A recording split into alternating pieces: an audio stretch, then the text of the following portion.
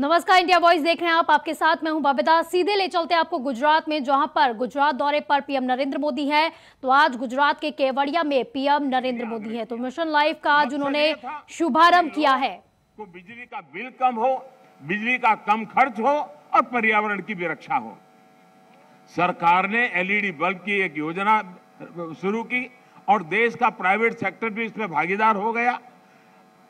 यहां आए अंतर्राष्ट्रीय एक्सपर्ट्स ये जानकर के उनको हैरानी होगी कि कुछ ही समय के भीतर भारत के लोगों ने 160 करोड़ से ज्यादा एलईडी बल्ब अपने यहां में लगा दिए, परिवर्तन कर दिया। और इसका प्रभाव यह है कि 100 मिलियन टन से ज्यादा कार्बन डाइऑक्साइड का उत्पादन हम कम कर पा गए, उसका उत्सर्जन कम कर पाए। और मैं ये आपको नोट करने के लिए जरूर कहूंगा कि ये प्रतिवर्ष हो रहा है।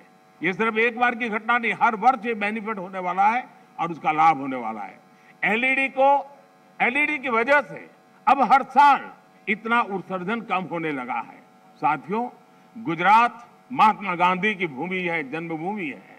तो उन विचारकों से एक जो बहुत पर्यावरण संरक्षण और प्रकृति के साथ तालमेल लेकर के जीवन जीने का महत्व समझ गए। उन्होंने ट्रस्टीशिप के अवधारणा की विकसित की थी। मिशन लाइफ इस सबको पर्यावरण के ट्रस्टी बनाता है। ट्रस्टी वो होता है जो संसाधनों का अंधाधुंध इस्तेमाल नहीं होने देता। एक ट्रस्टी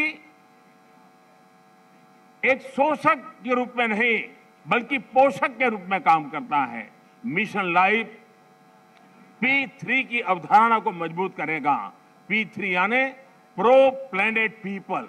आज हम एक ऐसी दुनिया में जी रहे हैं जहां इस बात की चर्चा रहती है कि कौन किस देश या गुट के साथ है और कौन किस देश या गुट के खिलाफ है। लेकिन मिशन लाइफ धरती के लोगों को प्रो प्लेनेट पीपल के तौर पर जोड़ता है, उनको अपने विचार से समाहित करता है, एक कर देता है। ये लाइफस्टाइल ऑफ द प्लेनेट, ये lifestyle of the planet, for the planet and by the planet की मूल सिद्धांत पर चलता है। साथियों, अतीत से सीखकर ही हम बेहतर भविष्य का निर्माण कर सकते हैं। भारत में हजारों वर्षों से प्रकृति की पूजा की समृद्ध परंपरा रही है। हमारे वेदों में भी बहुत सटीक तरीके से कहा है कि जल, जमीन, वायु और सभी प्रकृति प्रदत्त चीजों का महत्व समझाते हैं। जैसे अथर्ववेद कहता है, माता भूमि ही पुत्रो हम पृथ्वी, अर्थात पृथ्वी हमारी माता और हम उसके संतान हैं। रिड्यूस, रीयूज एंड रिसाइकल और सर्कुलर इकोनॉमी।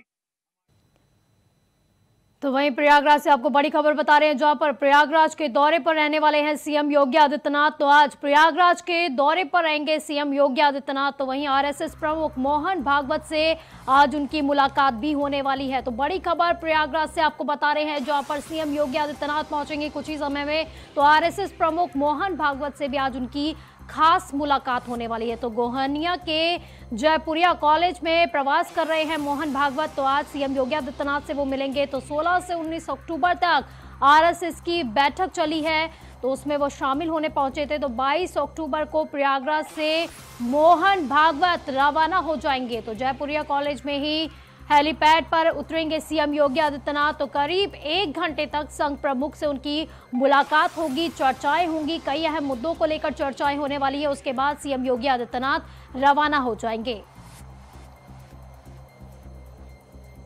तो 1 घंटे तक ये मुलाकात रखी गई है। कई खास विषय पर इसमें चर्चाएं हो सकती हैं, कई मुद्दों पर चर्चाएं हो सकती हैं। वहीं आपको बता दें कि संघ के प्रमुख मोहन भागवत लगातार बीजेपी के लिए धरातल बनाने में लगे हैं, जमीन बनाने में लगे हुए हैं, सभी लोगों को बीजेपी से जोड़ने का काम भी कर रहे हैं। तो काफी प्रमुख उनके ये दौरे भी बताए जा रहे हैं। तो वहीं प्रयागराज से आपको इस वक्त की बड़ी खबर बता रहे हैं, प्रयागराज के दौरे पर है सीएम योगी आदित्यनाथ। वहीं वो आरएसएस प्रमुख मोहन भागवत से भी आज मुलाकात करने वाले हैं। तो गोहनिया के जयपुरिया कॉलेज के प्रवास में रुके हुए हैं मोहन भागवत। तो 16 से 19 अक्टूबर तक आरएसएस की बैठक चली थी जिसमें वो शामिल हुए थे। तो इसी पर ज्यादा जानकारी के लिए शोएब रिजवी हमारे साथ जुड़ गए हैं। शोएब, आरएसएस प्रमुख से आज मुलाकात भी करने वाले हैं सीएम योगी आदित्यनाथ, और कितनी देर में प्रयागराज पहुंच जाएंगे? बिल्कुल, आप कह सकते हैं 12:45 पर उन्हें प्रयागराज पहुंचना है। गोहनिया का जो कॉलेज जहां पे आरएसएस की बैठक चल रही थी 16 से 19 तक, जो भारतीय कार्यकारी मंडल है उसकी बैठक चल रही थी, उससे जुड़े करीब 400 जो अधिकारी थे वो मौजूद थे, उनके साथ बैठक हुई।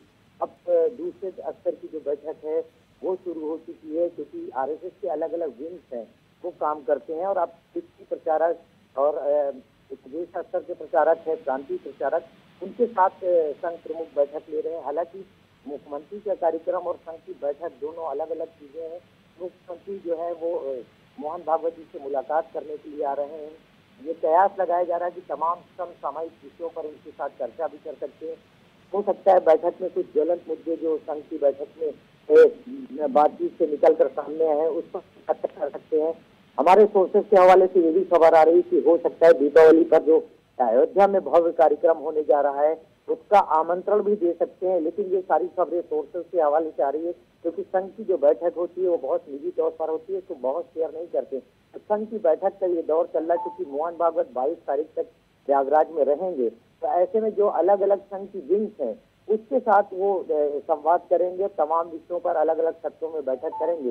हालांकि जो मुख्य बैठक उनकी 16 से 19 तक थी उसका कल समापन भी हो गया। दत्तात्रेय जो बोले हैं उनकी तरफ से मीडिया को इस पूरे जो बैठक के बीच में जो विषयों पर चर्चा उस पर जानकारी दी गई है। लेकिन अब जो उनकी अलग विंग है, क्षेत्रीय प्रचारक, प्रांतीय प्रचारक, उनके साथ बैठकों का दौर शुरू हो गया है, क्योंकि 22 तारीख तक मोहन भागवत प्रयागराज में रहेंगे। इन तमाम सिलसिलों की बैठक होगी। हालांकि अब मोहन भागवत से मिलने के लिए जो सीएम है योगी आदित्यनाथ वो पहुंच रहे हैं।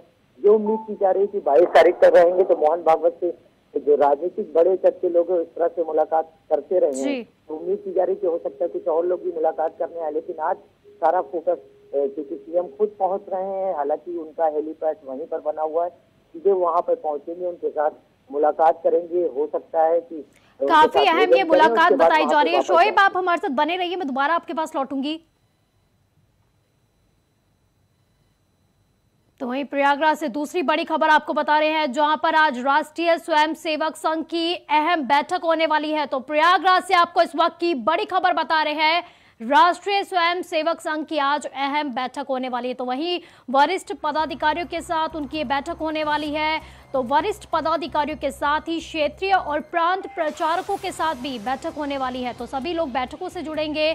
तो बैठक में 11 क्षेत्रीय प्रचारक और 45 प्रांत प्रचारक इसमें मौजूद रहने वाले। तो संघ प्रमुख मोहन भागवत, सरकार्यवाह दत्तात्रेय होस्ट बोले भी रहेंगे मौजूद। तो संघ की स्थापना के शताब्दी वर्ष समारोह पर यह कार्यक्रम रखा गया है। तो बैठक में कार्यक्रमों की रूपरेखा भी तैयार की जाएगी और प्रयागराज के जयपुरिया स्कूल में यह अहम बैठक होने वाली है। वहीं पर आपको ये भी बता दें, अहम खबर ये भी है कि कुछ ही देर में सीएम योगी आदित्यनाथ भी प्रयागराज में पहुंचने वाले हैं। संघ के प्रमुख से उनकी मुलाकात होने वाली है। तो 1 घंटे तक ये मुलाकात चलेगी, चर्चाएं कई होने वाली है। तो वहीं शोएब ने जिस तरह से बताया है, दीपावली को लेकर भी चर्चा हो सकती है, कई अहम मुद्दे रहने वाले हैं जिसको लेकर चर्चा हो सकती है।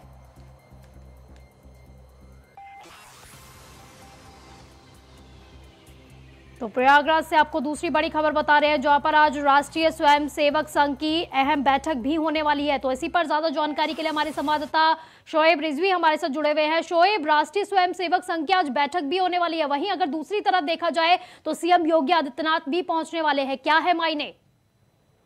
बिल्कुल, निश्चित तौर पर संघ की जो ये अहम बैठक है ये लगातार चल रही है। अभी जो कार्यवाहक मंडल की बैठक थी वो 16 से 19 तारीख तक चली है। अब जो इनके 11 क्षेत्रीय प्रचारक हैं और उसके अलावा प्रांत प्रचारक करीब 45 के करीब हैं, उनके साथ संवाद कर रहे हैं मोहन भागवत। लगातार जो संघ की जो विंग्स है अलग अलग, उनके जो पदाधिकारी हैं उसके साथ अलग अलग सत्रों में वो संवाद कर रहे हैं। न सिर्फ पिछले जो बैठक में एजेंडा तय हुआ था, जिस पर क्या कुछ हुआ है, शोएब अगर मुख्य कारण पूछा जाए बैठक का तो क्या हो सकता है? किस लिए अचानक से इतनी ज्यादा बैठकें होनी शुरू हो गई हैं? बिल्कुल, क्योंकि जो संघ की बैठक की ये परंपरा रही और उनकी निर्धारित समयों पर इस तरह की बैठकें होती रही हैं और उसी सिलसिले में ये बैठक आयोजित की जा रही है।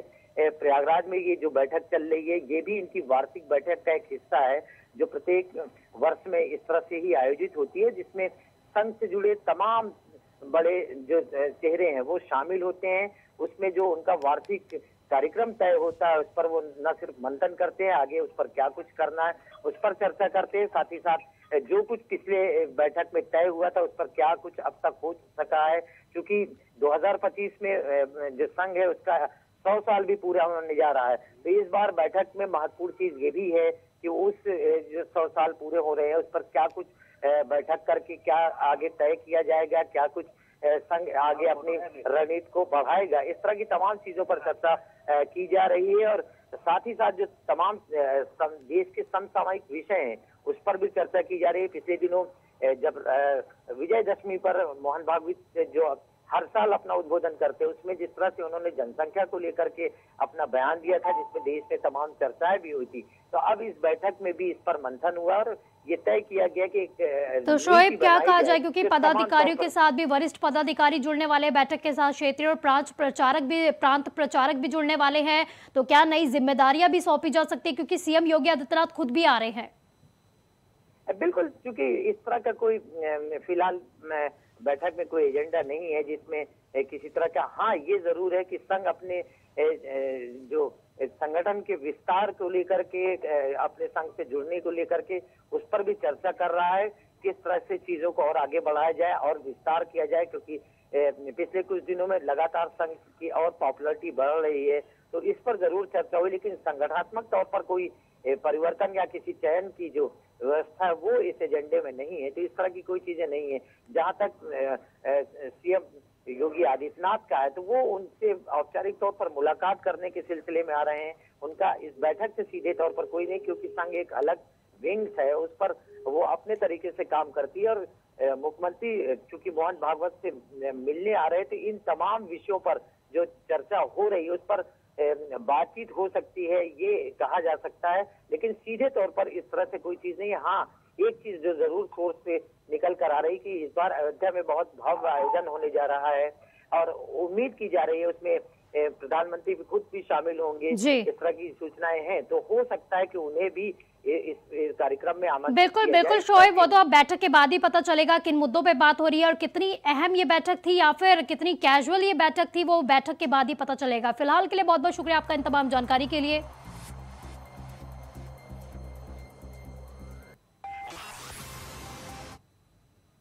तो वहीं रांची से आपको बड़ी खबर बता रहे हैं, झारखंड कैबिनेट की अहम बैठक होने वाली है आज। तो रांची से भी बड़ी खबर आपको बता रहे हैं, झारखंड कैबिनेट की आज अहम बैठक होने वाली है। तो शाम 4 बजे झारखंड कैबिनेट की बैठक होगी और बैठक में कई अहम निर्णय भी लिए जा सकते हैं। वहीं आपको बता दें कि सीएम हेमंत सोरेन बैठक की अध्यक्षता करने वाले हैं। तो दिवाली के पहले झारखंड को कई सौगातें भी मिल सकती है।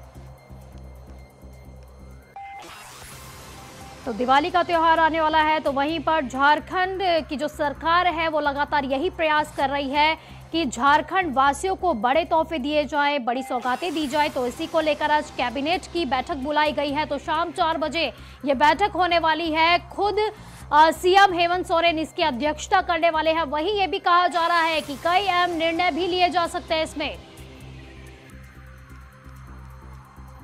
तो दिवाली के पहले ये बैठक काफी खास मानी जा रही है। तो झारखंड के कैबिनेट की आज बैठक होने वाली है। तो झारखंड कैबिनेट की आज अहम बैठक बताई जा रही है। तो शाम 4 बजे बैठक शुरू हो जाएगी।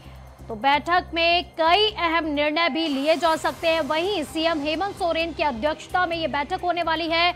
वहीं आपको ये भी बता दें कि दिवाली से पहले झारखंड वासियों को कई बड़े तोहफे देने के लिए कदम उठाने वाली, कई अहम जो है तोहफे देने के लिए, सौगातें देने के लिए आज कैबिनेट बैठक में निर्णय ले सकती है सरकार। तो इसी पर ज्यादा जानकारी के लिए राकेश हमारे संवाददाता हमारे साथ जुड़ गए हैं। तो राकेश, झारखंड में आज कैबिनेट बैठक होने वाली है। देखिए, निश्चित तौर पे कहा जा सकता है कि बड़ी बैठक आज की मानी जा रही है और सबसे बड़ी बात कही जा रही है कि जिस तरीके से सरकार काम कर रही है फिलहाल, और राज्य भर में आपकी सरकार आपके द्वार नाम से योजना चलाकर लोगों को कहीं ना कहीं लाभ पहुंचाने की कोशिश की जा रही है, और इसी कड़ी में क्या कुछ सरकार की तरफ से बड़े फैसले हो सकते हैं, और साथ साथ राज्य में जो बड़ी योजनाएं हैं उसको कैसे आगे बढ़ाया जा सकता है, साथ साथ कुछ जो पॉलिसी है राज्य के स्तर पे उसको कैसे आगे बढ़ाने की कोशिश की जा सकती है। इन सारे मुद्दों को लेकर आज की बैठक को काफी अहम माना जा रहा है, और आने वाले समय में किस तरीके से राज्य में सरकार काम करेगी, इन सारी चीजों को लेकर मंथन भी किया जाना था, और साथ साथ ये भी कोशिश की जाएगी कि जो बड़े फैसले लेने हैं वो कैबिनेट के माध्यम से। बैठक को काफी अहम माना जा रहा है। जी, क्योंकि राकेश शाम 4 बजे बैठक शुरू होने वाली है, लेकिन क्या कुछ जानकारी मिल रही है? क्योंकि निर्णय बताए जा रहे हैं, वहीं पे बताया जा रहा है कई सौगातें मिल सकती है झारखंड वासियों को, कई अहम तोहफे दे सकती है सरकार, तो इसको लेकर आपके पास कोई जानकारी? फिलहाल कैबिनेट बैठक के बारे में बहुत कुछ सामने नहीं आ पाया है, लेकिन जो बातचीत हुई थी उसके आधार पर ये लग रहा था कि जिस तरीके से राज्य में योजनाएं चलाई जानी है, खास करके मानसून का समय खत्म हो गया है, बारिश खत्म हो गई है, तो निर्माण कार्य तेजी से शुरू किए जा सकते हैं। सड़कों का निर्माण कार्य करना है, भवनों का निर्माण कार्य करना है, और साथ साथ जो खासकर जो वर्तमान में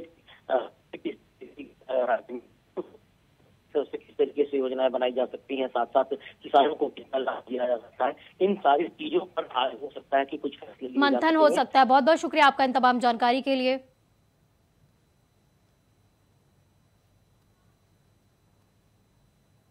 तो वहीं 2017 के बाद से अयोध्या में पर्यटकों की संख्या लगातार बढ़ती जा रही है। तो अयोध्या से आपको बड़ी खबर बता रहे हैं, जहां पर 2017 के बाद से ही अयोध्या में पर्यटकों की संख्या लगातार बढ़ती जा रही है, लगातार इजाफा हो रहा है। तो हर साल अयोध्या आने वाले पर्यटकों की संख्या बढ़ रही है। तो दीपोत्सव से अयोध्या के पर्यटन को नई उड़ान मिली है। तो सीएम ने अध्यात्म, संस्कृति और विकास की नई राह दिखाई है। तो देश प्रदेश के साथ ही विदेशों में भी अयोध्या प्रेम देखने को मिल रहा है। तो सिर्फ देश के कोने कोने से नहीं बल्कि विदेशों से भी पर्यटन यहां पर पहुंच रहे हैं, अयोध्या की सुंदरता देखने के लिए पहुंच रहे हैं। तो 2017 के बाद से देखा जाए तो अयोध्या में पर्यटकों की संख्या बढ़ी है। तो हर साल अयोध्या में पर्यटकों की संख्या में इजाफा देखने को मिल रहा है। तो दीपोत्सव से अयोध्या के पर्यटन में एक नई उड़ान देखने को मिल रही है, एक नया पंख देखने को मिल रहा है। तो सीएम ने अध्यात्म, संस्कृति और विकास की नई राह दिखाई है। तो देश प्रदेश के साथ ही विदेशों से भी अब अयोध्या प्रेम देखने को मिल रहा है।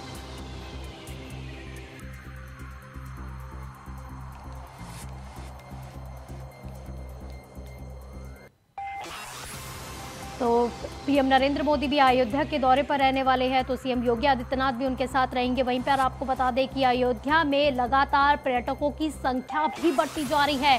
तो बड़ी खबर आपको बता रहे हैं, अयोध्या में भव्य निर्माण किया जा रहा है, मंदिर का निर्माण हो रहा है, राम मंदिर का निर्माण किया जा रहा है। लेकिन उससे पहले भव्य निर्माण मंदिर के बाद जो मंदिर का निर्माण हो रहा है भव्य तरीके से, उसकी ये पहले दीपोत्सव की, भव्य दीपोत्सव की ये तस्वीरें आपको दिखा रहे हैं। तो 2017 के बाद से वहीं पर यह भी रिपोर्ट आई है कि 2017 के बाद से अयोध्या में पर्यटकों की संख्या में लगातार इजाफा देखा जा रहा है। तो हर साल अयोध्या आने वाले पर्यटकों की संख्या बढ़ती जा रही है। तो दीपोत्सव से अयोध्या के पर्यटन को एक नई उड़ान मिली है। तो सीएम ने अध्यात्म और संस्कृति विकास की नई राह भी दिखाई है। तो देश प्रदेश के साथ ही विदेशों में भी अयोध्या प्रेम छाया हुआ है। वहीं पर आपको अयोध्या की तस्वीरें दिखा रहे हैं, जहां पर कई लाख दिए इस बार जलाए जाएंगे, रिकॉर्ड तोड़ा जाएगा। क्योंकि हर बार अयोध्या में देखने को मिलता है, जब भी दीपोत्सव होता है तो हर बार रिकॉर्ड टूटता है, लेकिन इस बार बहुत कुछ खास होने वाला है। क्योंकि मंदिर का निर्माण हो रहा है, राम मंदिर का निर्माण भव्य तरीके से हो रहा है। तो उस भव्य तरीके को दिखाने के लिए तो दीपोत्सव को भी एक भव्य तरीके से दिखाया जाएगा। तो भव्य तरीके से जिस तरह से राम मंदिर का निर्माण लगातार हो रहा है, उसी तरीके से इस बार भव्य तरीके से दीपोत्सव भी मनाने की तैयारी में है अयोध्या वासी। तो 2017 के बाद से वहीं आपको बता दें कि अयोध्या में पर्यटकों की संख्या भी बढ़ती जा रही है। और हर साल अगर देखा जाए तो अयोध्या में आने वाले पर्यटकों की संख्या में इजाफा हुआ है। तो दीपोत्सव से अयोध्या के पर्यटन को नई उड़ान मिली है, लोगों का ऐसा कहना है। तो सीएम ने अध्यात्म, संस्कृति और विकास की इसमें नई राह दिखाई है। वहीं आपको ये तस्वीरें भी दिखा रहे हैं। तो वहीं पर पीएम नरेंद्र मोदी भी अयोध्या पहुंचेंगे, तो सीएम योगी आदित्यनाथ भी उनके साथ रहेंगे। तो वहीं पर दीपोत्सव, एक भव्य तरीके से दीपोत्सव की तैयारी चल रही है। तो इस बार भी अयोध्या में दीपोत्सव के दौरान एक नया रिकॉर्ड देखने को मिलेगा, क्योंकि हर बार अयोध्या में यही होता आया है कि दीपोत्सव के जरिए कुछ ना कुछ ऐसा खास होता है जब हर रिकॉर्ड तोड़ दिए जाते हैं। तो इस बार भी जो है दीपोत्सव के जरिए रिकॉर्ड तोड़ने की। तो इसी पर ज्यादा जानकारी के लिए आकांक्षा हमारे साथ न्यूज रूम से जुड़ चुकी हैं लाइव। तो आकांक्षा, क्योंकि हर बार देखा गया, इस बार भी दीपोत्सव मनाया जाएगा, लेकिन हर बार देखा गया है कि रिकॉर्ड टूटते ही टूटते हैं, तो इस बार क्या कुछ खास होने वाला है इस अयोध्या में? बिल्कुल, देखिए बबीता, सबसे बड़ी बात कि हमने 2017 से ही देखा किस तरीके से बीजेपी की अगर बात करें तो मेन फोकस बीजेपी का अयोध्या ही रहा है, और अयोध्या के मुद्दे पर ही बीजेपी ने चुनाव लड़ा था और बड़ी जीत हासिल की थी। लगातार मंदिर बनाने को लेकर तमाम बातें सामने आ रही थी, लगातार मंदिर की मांग लगातार उठ रही थी, और उसके बाद मंदिर निर्माण को लेकर जब हामी भरी गई, मंदिर निर्माण को लेकर जब पूरी बात सामने आई और ये तय हुआ कि मंदिर अयोध्या में बनाया जाएगा, उसके बाद से ही लगातार जिस तरीके से पर्यटन के क्षेत्र में अगर देखा जाए बड़ी संख्या में लोग यहां पर पहुंचे। और इस बार के दीपोत्सव की अगर आप बात करें तो बहुत ज्यादा सुंदर इंतजाम, जैसे कि हर बार पिछली बार भी देखने को मिले, उसी तरह से किए जा रहे हैं। 18 लाख दिए जलाए जाएंगे, जो कि अपने आप में बहुत महत्वपूर्ण है। गिनीज वर्ल्ड रिकॉर्ड में एक रिकॉर्ड दर्ज होगा। और यूपी की छवि देखिए, अयोध्या की वजह से यूपी की छवि भी बहुत ज्यादा अच्छी हो रही है। पर्यटन यहाँ पर बड़ी संख्या में बढ़ रहा है और लगातार ये कहा जा रहा था। देखिए बबीता, सबसे बड़ी चीज मैं आपको एक बताती हूँ कि राम मंदिर निर्माण के समय कई लोगों की बात कहने को सामने, कई लोगों की बातें आई थी कि अस्पताल का निर्माण करवा देना चाहिए था, राम मंदिर की जगह पे वहां पे अस्पताल बनना चाहिए था, जिससे कि लोगों को हेल्थ के सेक्टर में बहुत फायदा होने वाला है। उसके बाद सरकार का यही कहना था, सरकार का यही तर्क था कि राम मंदिर के निर्माण से पर्यटक जो है बड़ी संख्या में पहुंचेंगे, और अयोध्या में लोगों का पहुंचना जब होगा, बड़ी संख्या में जब लोग पहुंचेंगे तो ऐसे में लोगों को रोजगार मिलेगा, मंदिर बनने से लोगों को रोजगार मिलेगा। और लोगों की यहाँ पर देखिए सबसे बड़ी बात कि आस्था का केंद्र भी अयोध्या है, तो ऐसे में ये बहुत महत्वपूर्ण हो जाता है कि लोगों के लिए भी फायदा हो और लोगों की आस्था का केंद्र जो है वो भी बना रहे। और 2017 के बाद से ही सरकार का फोकस हमने देखा किस तरीके से लगातार बना हुआ है। खुद मुख्यमंत्री योगी आदित्यनाथ कई मौकों पर अयोध्या जाते हैं और वहां पर निर्माण कार्य जो चल रहा है रामलला के दर्शन करने के लिए, और वहां पर निर्माण कार्य का जायजा लेते भी नजर आते हैं। पूरे अधिकारियों से जो भी बातचीत होती है वो भी करते नजर आते हैं, निर्देश देते नजर आते हैं। और सीएम कई बार ये बताते हैं लोगों को, अधिकारियों को, कि किस तरीके से काम करना है, निर्माण कार्य को लेकर पूरी जानकारी लेते हैं। कई कमी अगर उनको दिखती है तो उसको भी तुरंत के तुरंत सुधार करने के लिए सीएम बोलते हैं। तो इस तरीके से हमने लगातार देखा कि सीएम योगी आदित्यनाथ खुद बहुत ज़्यादा इस मामले को लेकर एक्टिव हैं। और अयोध्या में राम मंदिर को लेकर कहा जाए तो बीजेपी का अपना पर्सनल इंटरेस्ट इसमें है। बीजेपी खास तौर से इसी मुद्दे को लेकर, हर कोई जानता है कि राम मंदिर का मुद्दा बीजेपी लेकर आई थी और उसके बाद ही चुनाव में भी यही मुद्दा रखा गया था। राम मंदिर को लेकर कई सवाल उसके बाद खड़े हुए थे कि आखिर राम मंदिर की बात कही थी बीजेपी ने कि राम मंदिर बनवाया जाएगा, लेकिन अब क्या हुआ उस मुद्दे का, क्यों नहीं फिर आगे कुछ हुआ। उसके बाद फिर फैसला आया और राम मंदिर वहां बन रहा है। भव्य राम मंदिर के बनने से पहले ही वहां पर इतनी संख्या जो पर्यटकों की पहुंच रही है वो कहीं ना कहीं ये साबित करने में बिल्कुल पूरी हो रही है, ये साबित कर रही है वो संख्या कि देखिए बीजेपी ने जो फैसला लिया था वो कहीं ना कहीं काफी ज्यादा फायदेमंद था, क्योंकि वो सारी चीजें इसमें दिखाई दे रही है। रिपोर्ट आई है 2017 के बाद से, जिस तरह से आकांक्षा दिखाई दे रहा है कि पर्यटकों की संख्या में लगातार इजाफा होता जा रहा है, क्योंकि विपक्षियों का काम है राजनीति करना। उन्होंने अपनी राजनीति भुनाने की काफी कोशिश की, लोगों को बरगलाने की बहुत कोशिश की, लेकिन यही रिपोर्ट वो बताती है कि बीजेपी कोई भी फैसला लेती है वो कितना ज्यादा लोगों के लिए फायदेमंद हो जाता है। फिलहाल के लिए बहुत बहुत शुक्रिया आकांक्षा आपका इन तमाम जानकारी के लिए। तो बुलेटिन में फिलहाल के लिए बस इतना ही। आप देखते रहिए इंडिया वॉइस। नमस्कार।